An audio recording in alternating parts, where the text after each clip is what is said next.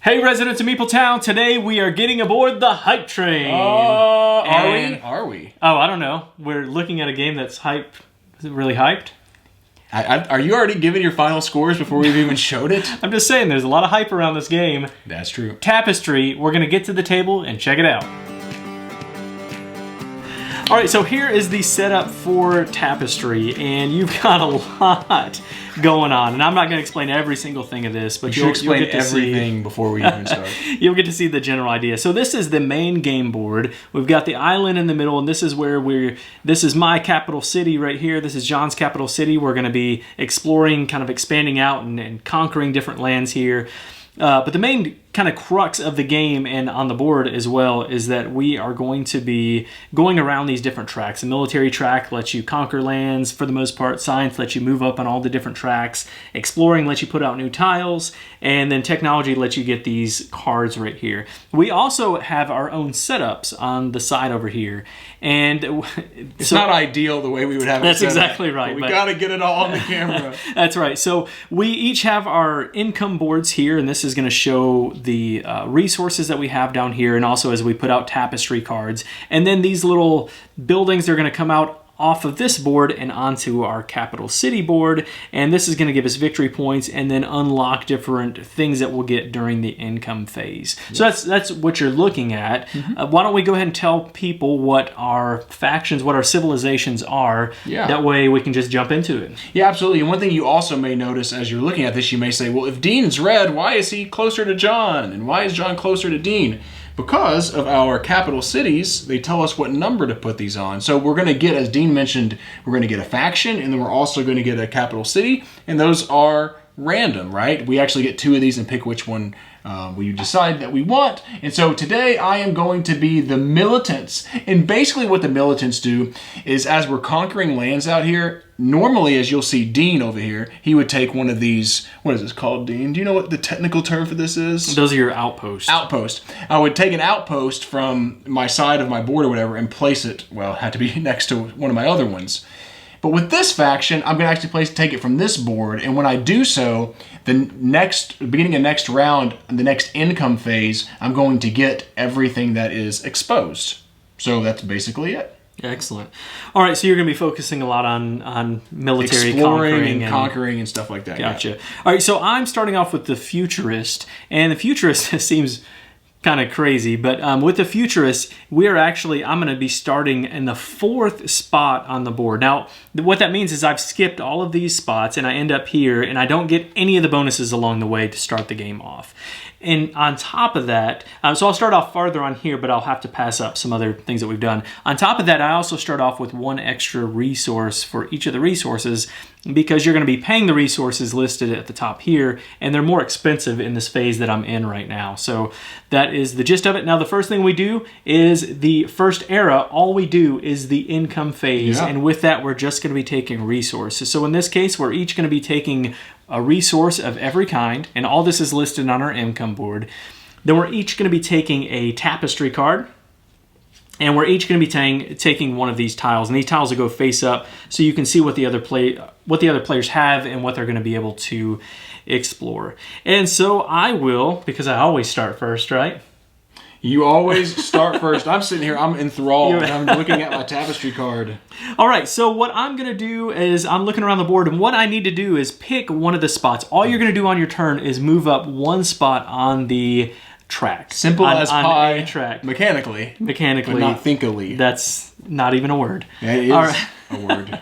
All right, so what I would like to do is I'd like to be able to move on the science track, but I'm not going to be able to get the bonus of spending an extra tapestry card to get points. However, I still think that might be the space that I'm going to go into. So what I'll do is I'll move here, and I have to pay the resources listed here. So I'll pay a worker, that's the gray spot, and then I can pay one of any type of good.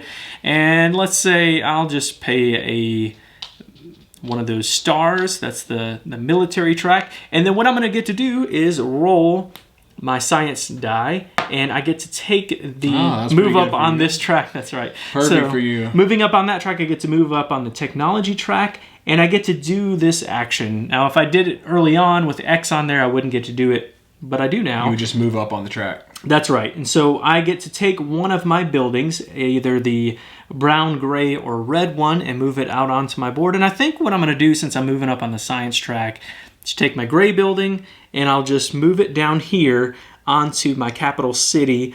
And I'm trying to find a place that I can complete pretty quickly so that I can get a bonus resource, and we'll kind of explain a little bit more of that. I don't want to use my bonus action here because you don't have any inventions. I have not invented any of these things yet. You's not smarts enough. I don't know what that means. You're the futurist, but you don't know how to invent anything yet. That's right.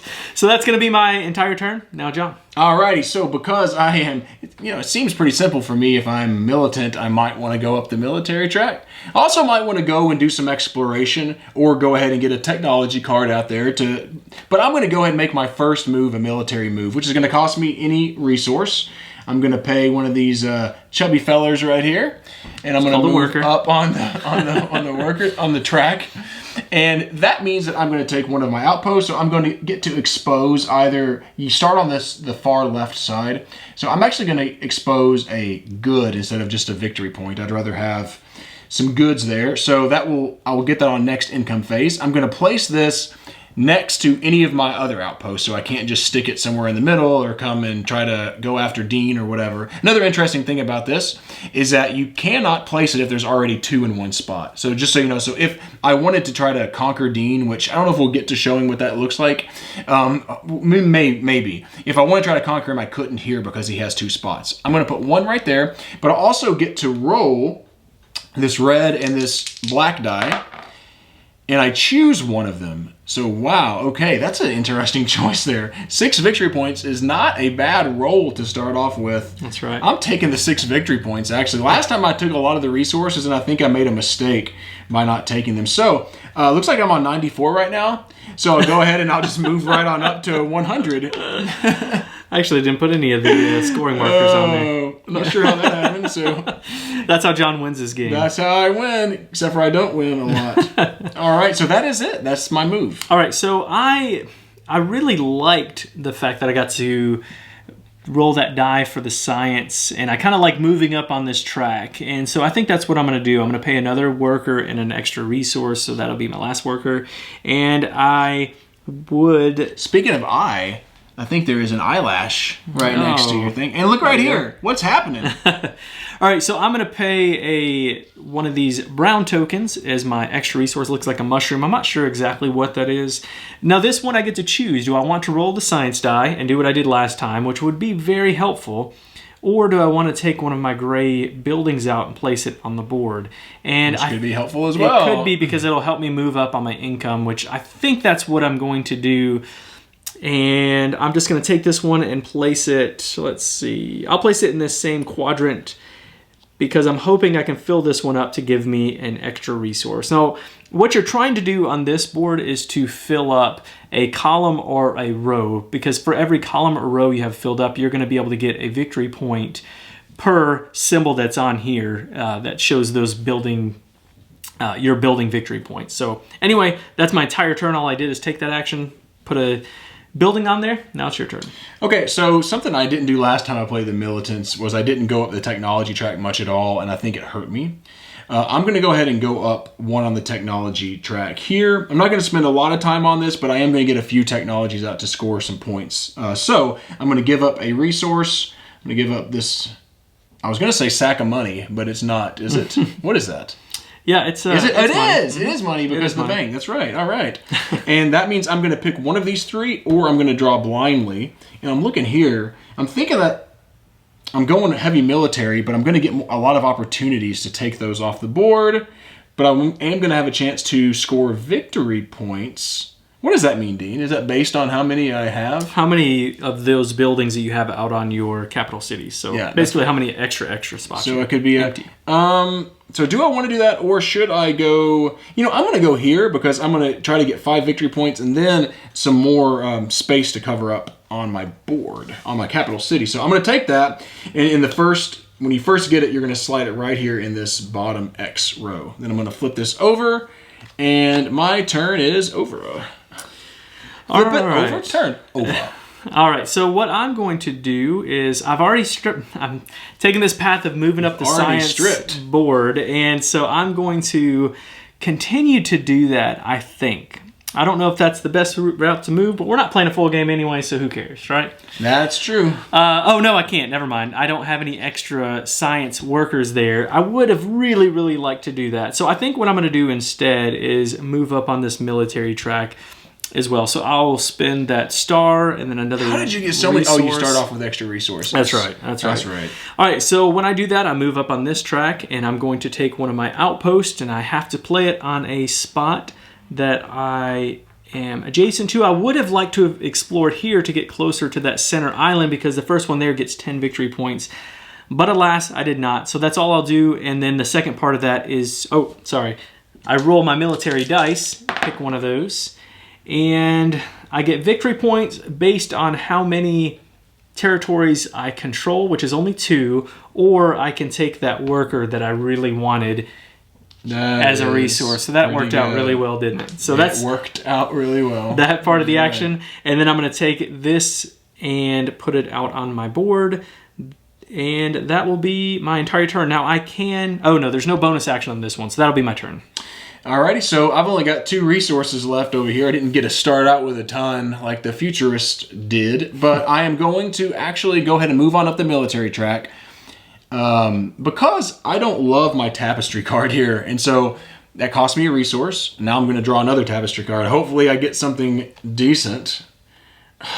Not exactly what I wanted either. Okay, now I think I'm going to go ahead and do this, which means I'm going to spend a resource to put one of these buildings out. I could wait till next turn and do some more, but what I'm going to do is go ahead and spend my resource so that I can finish the era first. So if I do, then I'm actually going to get an extra resource at the beginning of my next turn. But that means I'm going to take this and I'm going to put it anywhere here on my capital city, and I'm going to put it right there in the middle. That's it. All right, so I mentioned this earlier that I did get that worker from my military action last time, so I will take advantage of that. That's going to use up all of my resources, unfortunately, but that's not a terrible thing. So I'm going to move that over, but I have to spend a worker and 2 resources, which is everything. And this says that I get to take an action of a spot that I am in, which is pretty useful, especially because I had to pass up being able to get some of my buildings out. So part of me really would like to do this to get another building out onto the board, but I would also like to be able to explore. So this is a bit of a challenge for me to think about. And so against either one of those, judgment, I guess what I'm going to do is, since I've already started working down this armory track, I think I'm just going to do that. So I will take the military action, which lets me put an outpost here. And I could put it over here if I wanted to. I'm going to roll my military dice again. I can take a resource of the space I was just on, but there's nothing there. So that's not useful in this situation. Or I can take victory points based on how many territories that I control, which is 3. So I'll just take 3 points, and then I will take an armory building and put it out here. Now here is a thing that I was looking to do earlier. So once I put that out there, I've completed this quadrant, which means I get to take a resource. And I think what I'm going to do is take a worker, because I'm moving up on the science track, and so I might as well use an extra one of those spots. And then the last thing that I get to do is I get to take the Era 3 science track building, because I'm the first one to reach that spot. I just take this, and all I'm going to do is put it directly out onto my board, and you have to be able to fit it on there. There's not too many places I can fit this on it because it's a 2x4 building, so I just kind of place it right there in the center. And that kind of setting myself up to be able to get points. Actually, excuse me, I'll put it right here. Setting myself up to get points a little bit later in the game. There you go. All right, so because my first era is over, I am going to now go to the second, which the first thing I will do is I will score or get any bonus from my faction. And my faction gives me one of these sacks of monies. Sacks of money. Then I'm going to place a Tapestry card. It's really unfortunate that one of them does me none good right now, and the other one is one I would rather keep. And it's this trap card. And I would rather keep this trap card because I can play it right now and it's going to score me 10 victory points. That's not bad. But I really would like to keep this because if at any point in time, since I'm going to be spreading out on the board, Dean decided to try to conquer my land. So let's just say, for example, I'm going to take one off here. Do you mind if I just do that? Let's just say this was right here and Dean was right here. If he decided on his turn, if he wanted to go up this track, he could actually take another one of those, sorry, Dean, for not grabbing that, and topple over mine, meaning that he has conquered and now he's over that land.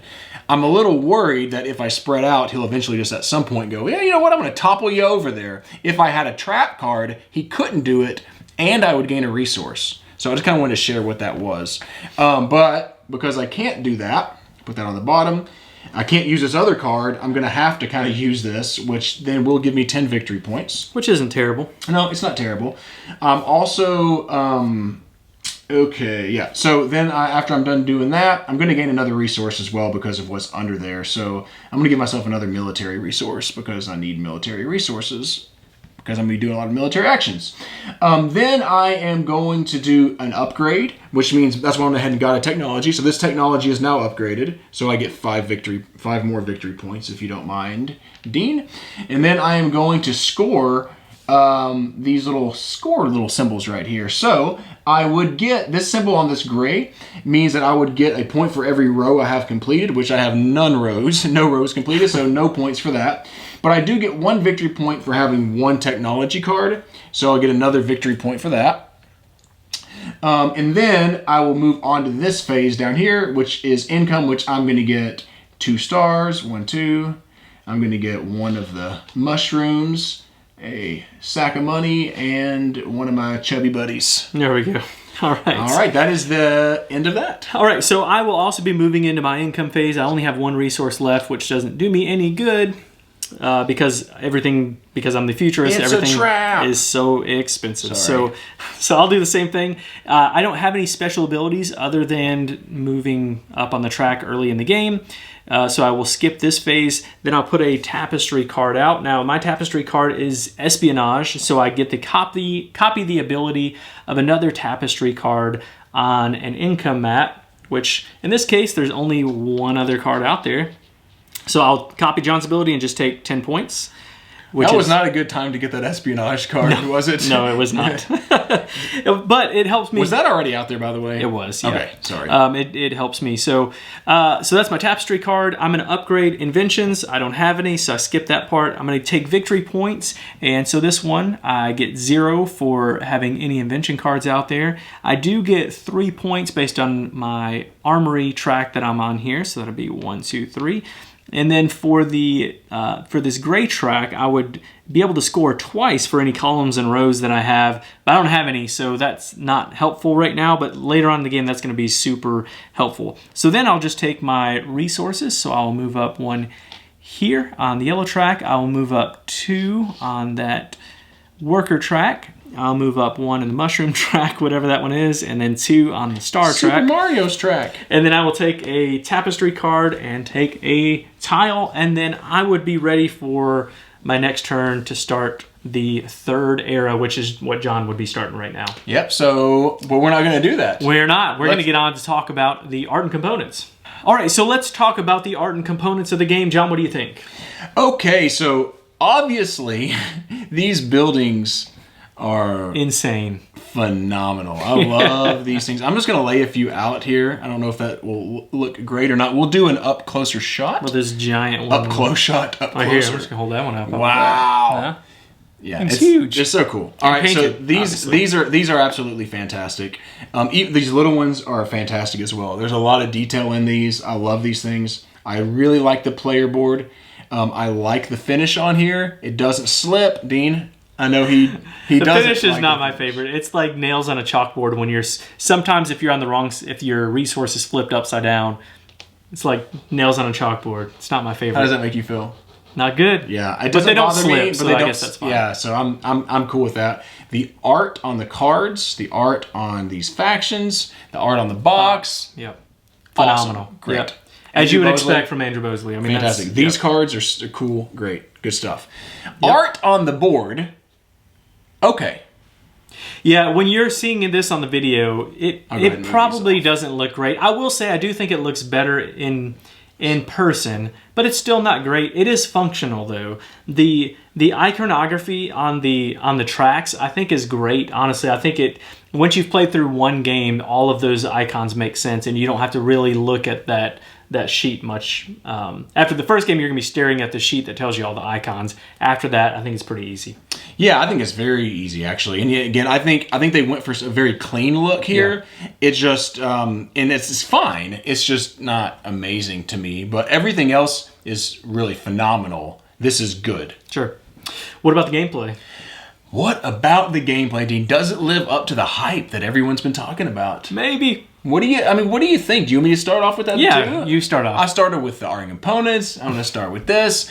I thought, don't want to spoil everything, but I thought the gameplay was pretty fun. Now, here are some things that I really like about the gameplay.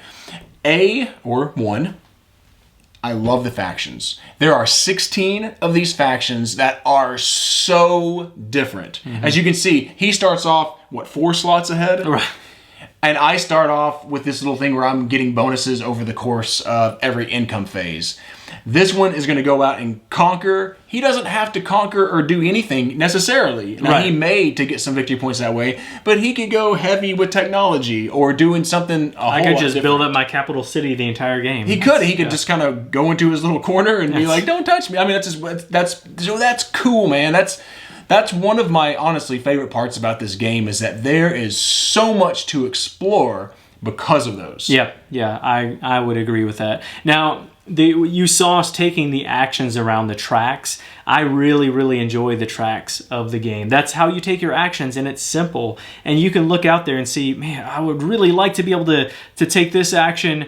The science one is a difficult one to pick because you have to choose sometimes, or any of them, I guess, you have to choose sometimes which action you want to take on that track. And so those decisions are really interesting. And sometimes some tracks will impact other tracks. And so you might affect 3 tracks on one turn or something. And I really enjoy that method of taking actions. I think it's great. Yeah, it's ultra simple.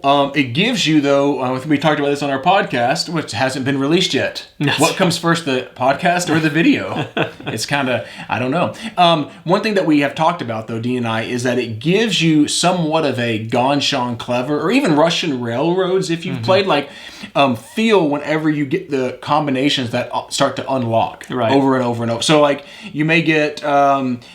let's see, Dean, I can't even remember, especially whenever you're going up this science track where you may be rolling this that gets you able to go up another track that allows you to remove one of these that you set it here and now you unlock a resource you get a line or something like that. And it might give you an invention that upgrades or something like that. And it feels so cool when you make those right moves, or the big moves, I guess it would be the big moves that kind of set off a chain of events that really, really help you out. That's super fun. I wonder, look at that. That's what happened to my 94, by the way. It was an exploration track that fell off. But I wonder if, and maybe not, I wonder if does it get samey having the same exact track? Now, and I say that to say, would it be cool? Now, this is really nice and clean. I don't know if I would want to change it. Would it be cool if they shuffled this first era or this first part of the track, this second part, to where you're not getting the same thing every single time? I think it would be cool. Would it be worth it? I don't know. Yeah, I don't know. I think probably not. That's just me, though. I don't think...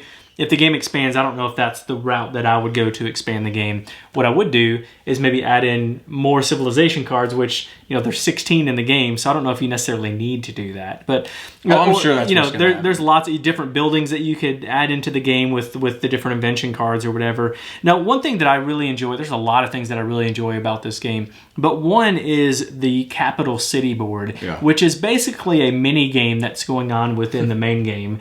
And I thought at first that I might not like that because all you're doing is putting these pieces onto the board, and there's this, the spatial relation aspect where you're trying to put them in a way where you're not wasting any of the building, size or anything, and be able to build your capital city in a way that really is ultimately just going to give you 1 point per column and 1 point per row unless you have a faction that gives you more. But that's essentially it. But that puzzly part of the game, I think, is a lot of fun, and I enjoy that quite a bit. It is fun. I mean, that's one of the things I loved about Pipeline was like you're playing this like engine building game, and then you've got this spatial relations thing going on. I mean, I'm a fan of Patchwork. I'm a fan of Cottage Garden. I'm a fan of these games where you're thinking this through. I think it's a really nice element. That's just, I love how it feels different. It's than a Euro style going up a track or a worker place. It's like, oh, and I've got this cool little thing to do on the side. It's kind of neat, and these change every time too, which is so cool. Right. Because it changes the way you're going to be thinking about what buildings. That is another thing. Like you may have something where you want to conquer the middle early, so you can kind of get a lot of lines going here and there. But if you get this faction, there's not a lot of big buildings that can do that. There's a lot of small buildings, and so it changes every game because of that. I like that as well. Something that I don't like that much about this game that I think you may have tasted whenever we were playing it right here is the way the Tapestry cards work, particularly early in the game. Later in the game, pretty much no problem with it. If you've gathered more. If you have, exactly. So early in the game, that you're going to get on your first income phase one of these. Now, as you can see here, I can get a Tapestry card here. I can get one here. I can get one here if I spend an extra resource, and here. So the second action of every track can get you another Tapestry card, which I did that one time. Now, I could have gone all out and tried to do it, like 3 times or something over the course of that first round to get a lot of Tapestry cards. But I ended up with 2 cards. Now, some would say that this is not bad. It's not bad, but I've played this game where I've had 2 cards that didn't do me really any good. And it was really disappointing. Or there's a faction called the Heralds, I believe, that you actually can place one of your Tapestry cards right here, but you've only got one. So it's super lucky. Like maybe you get something that's amazing and it really helps you out, and maybe you don't. That's right. I mean, unless we've been playing that wrong. Like it's just, it's really not great. And this one's not so bad, but I've played again where like both of them didn't really do me any good. I guess I could have gone for a third, but then do I want to spend that many actions? Because every action in this game is really precious. So I'm not a big fan of the way those play out, particularly early on in the game. Yeah, I actually love the way they play out, but I think the lucky, the random aspect of that it's super random. Early in the game, it feels really random. Yeah, that's exactly right. Well, let's get into our final thoughts, John. What do you think? All right. So, like I said earlier, I love how there's all these factions. The feels that I get with this game that I really enjoy are particularly around the exploration part. Now, we haven't talked too much about, and so I want to bring up very briefly, like these technology cards that you have right here, because, and I say that to say, this is a Civ game, and I put it in quotes because it doesn't really feel like a Civ game to me. Because at any point in time, my civilization can, like what do I have here? A comm tower, but I could also have something from hundreds of years ago invent eyeglasses way late in the game compared to having, treasuries and light bulbs and stuff that I can do early in the game. So it doesn't feel like, I know the theme is like it's just a total alternate reality, basically alternate timeline, but it doesn't make a lot of sense in my mind to think I can invent, this communications tower before we invent eyeglasses. Sure. And because of that, it doesn't feel like a Civ game. But does it mean that it lowers the score? I don't know. If it felt like, what are you laughing about? Well, no, go ahead. Because of what you're thinking about saying? Well, for me, yeah. Because I don't mind that as much. But I mind it, I guess. Okay, I mean, I'm not. Let me rephrase that. I'm not saying I think it would be better for me personally if it did feel like Through the Ages or something where I'm really building a civilization and it makes a lot of sense thematically. Here it doesn't make a lot of sense. So that's something I don't love about it. I also don't love the way the Tapestry cards, as I said, that go out here. But overall, the way that the tracks play out, really nice. I love that. I think I can play this game for a long time exploring all these factions. Sure. And having a blast. And I like this a lot. It's an excellent game. Despite having some of those things I don't love about it. I'm giving it a 9 out of 10, Dean. Oh, wow. Really good score. Very high. I very much enjoy this game. Yeah, you had some negative things to say about it for it to be a 9. I did. I mean, I feel like it could be a 10, but for me, I can't put it there because of some of those negative things. But it's still a really fun. Yep. It's funny. So when we on the podcast we reviewed Gentis, and one of the things that I said is I really, really want a good Civilization game that's super thematic. And when Tapestry was coming out, I had really hoped that that would be the case. And it's not. It's not that Civilization game that I was looking for. And I agree with you with the invention cards to an extent, because it doesn't feel very thematic. But because none of it feels super thematic, other than the Civilization cards, those are the pieces that give you a little bit of theme in this. It doesn't bother me because the rest of the game isn't thematic. If it was an actual building up an era from civilization from the beginning of time until the future, that's one thing, but that's not the feeling that I get from this game. However, I don't care. I just don't. I don't care. It doesn't mean it's a bad game. No. That just means it didn't feel like a Civ game. That's right. Me. It doesn't feel thematic, and I thought that was going to be a huge negative for me. But for me, I just love this game. I want to explore all the civilizations. The ones that I've played, I want to play more because I want to get better and better at this game. Here's the thing: I don't even like Ganshan Clever. It just doesn't connect with me very well. And the things that the exploration part of this game is what people love about Ganshan Clever. I just want to get as high as I can get. This game, I feel the same way, but I just love this game so much. I think it is an amazing game. I love so many pieces of the game. It's not a perfect game, but I don't care because the way that it makes me feel is good. Like, I just want to play it all the time. So, for me, this is a top 5 game for me. How about that? First time on Meepletown channel, someone saying that it's a top 5 game, and it's been out for a month. Less than a month. Less than a month. It is. That is... It just jumped up the track like it does on the game. This is a 10, obviously, if it's a top 5 game. 10 out of 10. Boom. Dean is on the hype train, and he's tooting the whistle, and he's hollering out the window. That's right. I am. My goodness. And the thing is, it's despite all the things that bother me, not bother me, but like the thematic nature that I was hoping for. I really did have that expectation. Man, I hope this is a thematic game that makes me feel like I'm building up a Civ. I don't feel that way, but I don't care. It's just good. I just love it. I love it is a this really game good game so much. Yes, it's a really good game. I enjoy it. Good enough to get a 10 from me, a 9 from John. Tell them how they can get in touch with us outside of our channel. All right. Well, you could subscribe to our channel. Oh, that would help. That would be super helpful. Seriously, it really would be really helpful. And we appreciate everyone out there. I want to say thanks, actually. There's a lot of people that are subscribed to our channel, and I want to say thank you if you subscribe. Yes. It really means a lot to us. Also, it means a lot whenever you put comments down, and we enjoy interacting with you all. Again, that's part of what we want to do, build a thriving community. We want to connect with folks and not just a local community, but an online community. So comment down below. We really enjoy that. Also, we're on Facebook, Instagram, and Twitter. We're all at Meepletown Games. We have a podcast. We actually did a more in-depth review of this on our podcast. And you can go on iTunes or Google Play or Stitcher, Podbean, meepletown.podbean.com. I think you can go there and you can listen to it. So yeah, we have that podcast. And lastly, we have a Board Game Geek Guild 3407. Yep, that's it. Thanks for coming down to Meepletown.